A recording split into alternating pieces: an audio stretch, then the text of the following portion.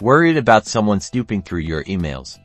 Let's lock down your Gmail account by showing you how to quickly and securely log out on any PC or laptop. First, navigate to Gmail in your preferred web browser. Look to the top right corner of your inbox. You'll see a profile icon. Click on that icon.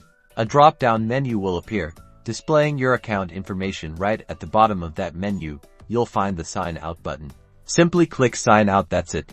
You are now safely logged out of your Gmail account. Now, if you have multiple Google accounts signed in, you'll see an option to sign out of all accounts. Clicking this will log you out of every Google account currently active in your browser.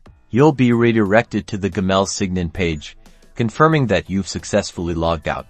Remember, these steps work seamlessly across different operating systems and on any PC or laptop device. And regardless of which browser you are using, the process remains almost identical, giving you peace of mind that you can always log out and keep your emails private. So, keep your emails secure, and stay tuned for more tips and tricks. Don't forget to like this video and subscribe for more helpful tutorials.